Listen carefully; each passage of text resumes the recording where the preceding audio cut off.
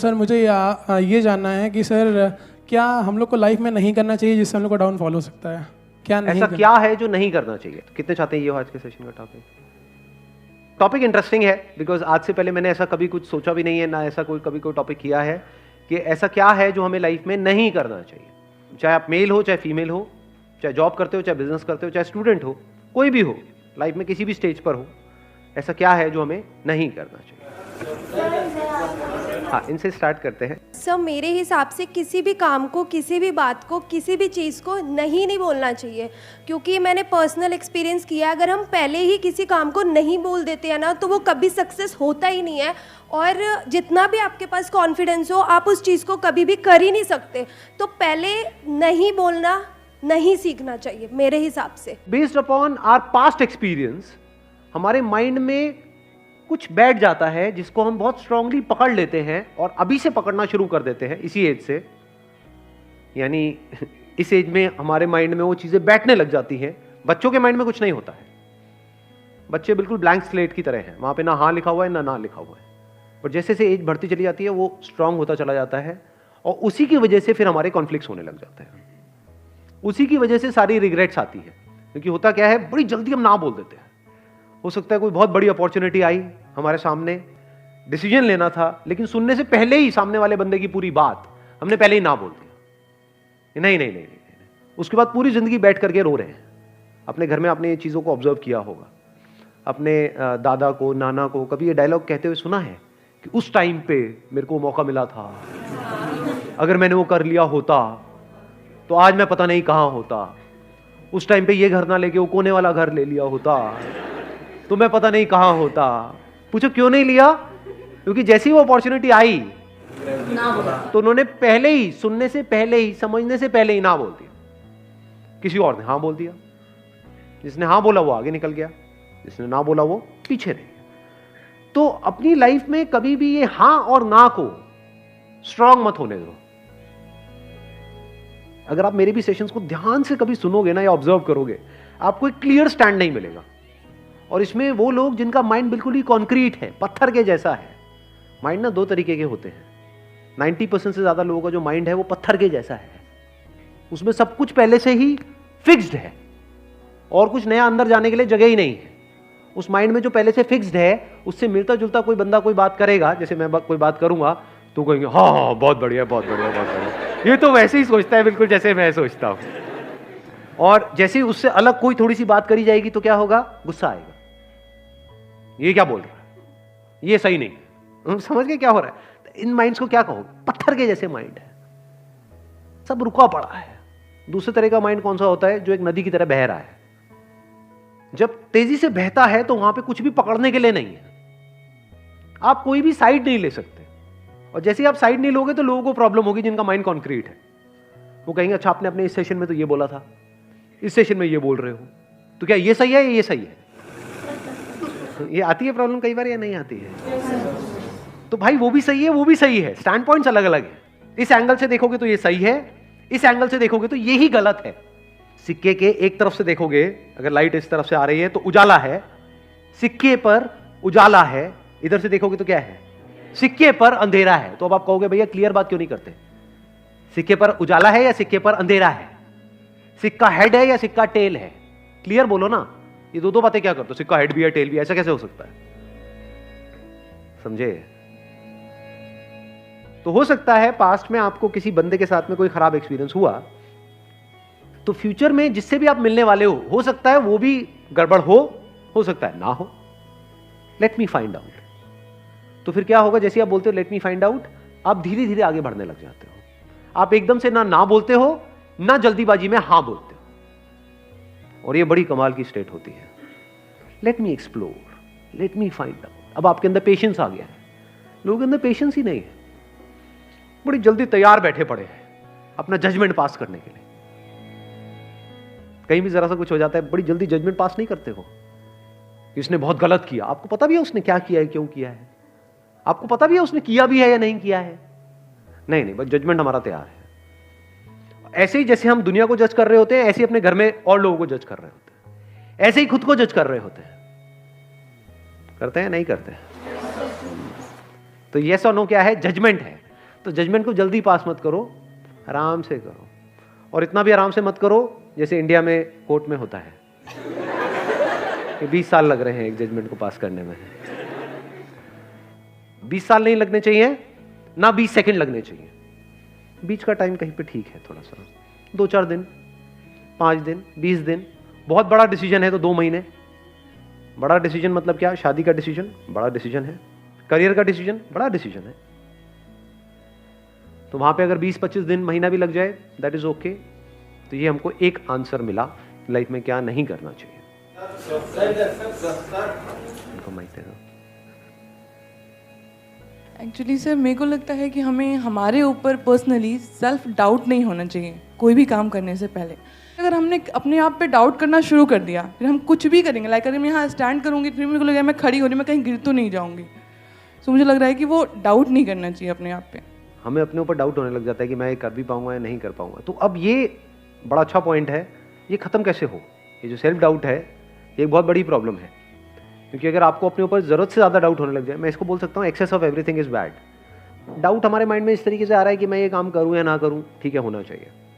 मैं इस बंदे पे ट्रस्ट करूँ या ना करूँ, होना चाहिए। कोई बंदा आकर के बोल रहा है कि हाँ मेरे को पैसा दे दे, 1 साल में तेरा डबल करवा दूंगा, तो वहाँ पे डाउट होना चाहिए कि ये बंदा फ्रॉड है।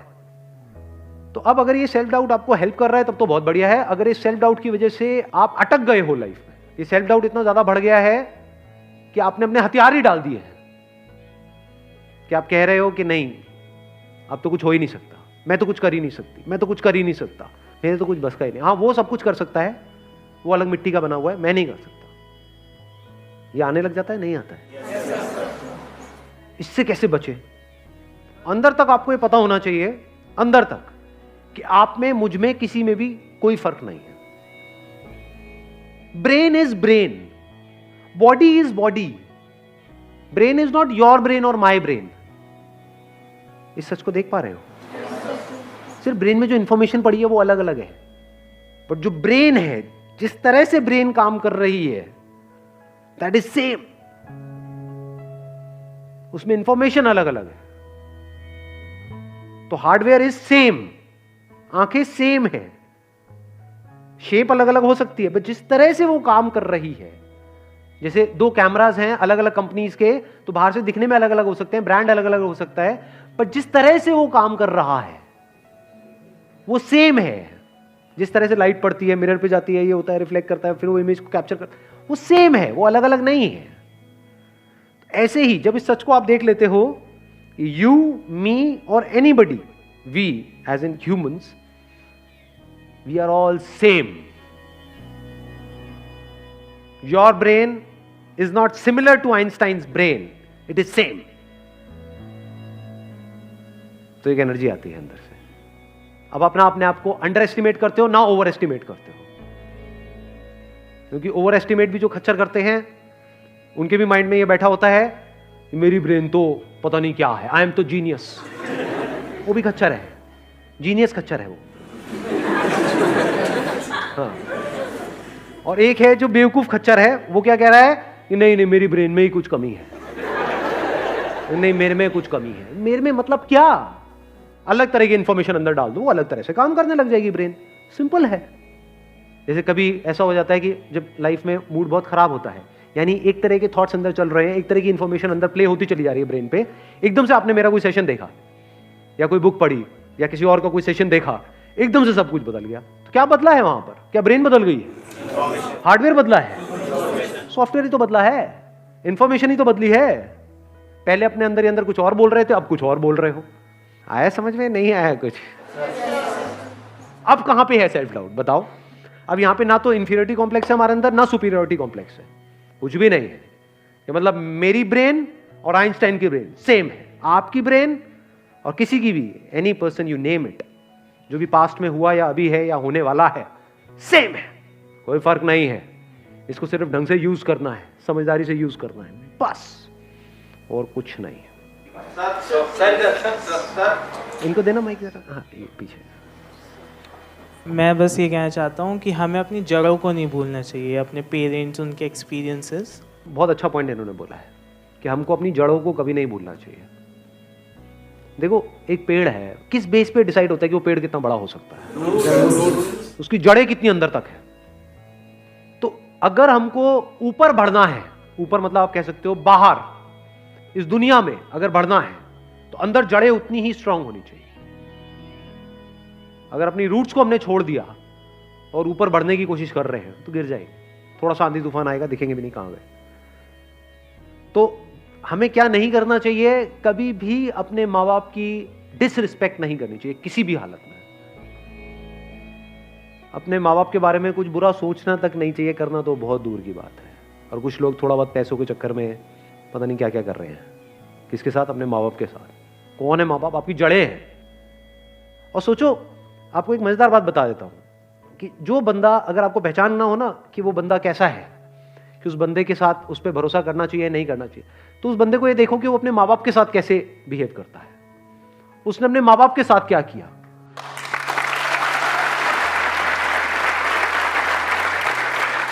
क्योंकि जो बंदा अपने माँ बाप का सगा नहीं हुआ, अपने भाई बहन का सगा नहीं हुआ, वो किसका सगा होगा? उस पर क्या भरोसा करोगे? वक्त आने पे वो आपको भी काटेगा। जिसने अपनी जड़ें काट दी, उसके लिए और दूसरा पेड़ कहां मैटर करता है? आप तो दूसरे हो ना। जिसने अपने को नहीं छोड़ा वो आपको क्या छोड़ेगा? तो इसको हमेशा याद रखना है। हैविंग सेड दैट, इसका मतलब ये नहीं है कि आप उनकी हर बात से एग्री करो। नहीं, ओपिनियन अलग अलग हो सकते हैं। डिसीजंस के बेस पे लड़ाई हो सकती है कि मेरा डिसीजन ये है, आपका डिसीजन ये है, मैं ये चाहता हूं, आप ये चाहते हो। उसमें लड़ाई हो सकती है और वहां पे करनी भी चाहिए। ये नहीं कि जो वो कह रहे हैं हर बात पे हम एग्री कर जाए। ऐसा नहीं होना चाहिए। फिर तो आपकी अपनी आइडेंटिटी ही क्या रही? कुछ भी नहीं है। वो बोलते रहेंगे, आप करते रहोगे। तो रिस्पेक्ट अलग चीज है और डिफरेंस ऑफ ओपिनियन अलग चीज है। तो इसको मिक्स मत करना। बिकॉज मेरे को पता है मेरी ये बात सुनते ही लोग क्या बोलेंगे कि हाँ मेरे माँ बाप, अब आप जो कहोगे मैं वही करूंगा। वो कहेंगे बढ़िया, यही तो हमें चाहिए था। ऐसे ही तो चाहिए हमें कि बेटा चल अब तुझे ये करना है, तुझे ये करना है, तुझे ये करना है, इतने बजे उठना है, इतने बजे सोना है, इतने बजे यहाँ जाना है, वहां जाना है, ये होगा वो होगा, ये सारा कुछ। तुमसे लड़ लो। जहां पे अपनापन होता है वहीं पे लड़ाई होती है।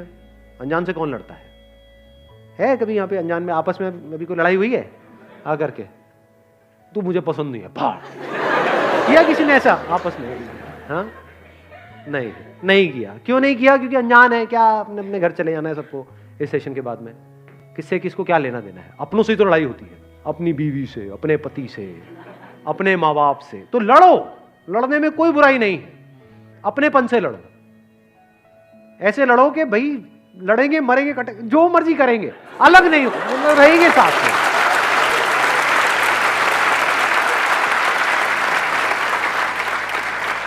इसको इस तरह से भी कह सकते हो, आपस में लड़ेंगे, बाहर का कोई आएगा तो फिर हम एक हो जाएंगे, फिर नहीं छोड़ेंगे। या एक्चुअल में अगर कोई मुश्किल आएगी तो हम सब एक है।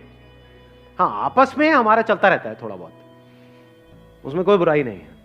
तो जड़ों को याद रखने का मतलब, जड़ों को ना भूलने का मतलब कि कुछ ऐसे लोग हैं आपकी लाइफ में जो आपको अंदर तक पता है कि ये मेरे अपने हैं। कैसे पता है? क्योंकि जब आपकी लाइफ का सबसे खराब टाइम चल रहा था तब भी वो आपके साथ थे, वो आपके अपने हैं, फॉर श्योर आपके अपने हैं। जब खराब टाइम में नहीं छोड़ा तो अच्छे टाइम में क्या छोड़ेंगे? और कुछ ऐसे लोग होते हैं, थोड़ा सा आपका टाइम अच्छा होता है, पीछे पीछे घूमने लग जाते हैं, आपके लारे लपे करेंगे, आपकी तारीफें करेंगे, आपको बोलेंगे कि हाँ तू तो मेरा भाई है, हम तो ये हैं, हम तो वो हैं। जैसे ही आपका टाइम थोड़ा सा खराब होगा आपको छोड़ देंगे, आपकी तरफ देखेंगे भी नहीं, आपसे बात तक नहीं करेंगे, एकदम पीठ कर देंगे आपकी तरफ। तो आप पहचान सकते हो ऐसे लोगों को। कुछ ऐसे लोग थे आपकी लाइफ में जब आप कुछ भी नहीं थे, या ये कह लो खराब टाइम चल रहा था, तब भी वो आपके साथ में थे। तो ये आपके अपने हैं। दुनिया इधर की उधर हो जाए, इनको नहीं छोड़ना है। चाहे घर अलग अलग हो जाए, देखना इसको भी ध्यान से समझ लेना। इसका मतलब ये नहीं है कि हाँ एक ही घर में रहेंगे जी, अब तो सास बहू आपस में एक दूसरे का गला काट रही है लेकिन रहेंगे हम एक साथ ही, ये नहीं कह रहा हूं मैं। चाहे घर अलग अलग हो जाए, यानी फ्लोर अलग अलग हो जाए, अपार्टमेंट अलग अलग हो जाए, आप यहां रहते हो वो वहां रहते हैं, या दूर भी रहते हैं, आप दिल्ली में रहते हो वो बॉम्बे में रहते हैं, दैट्स ओके। लेकिन दिल से हम एक है जी, मरते दम तक हम अलग नहीं हो सकते। That must be very clear. जिसके माइंड में ये क्लियर है उसकी जड़ें पक्की है। Wish you all the very best. Thank you so much for coming.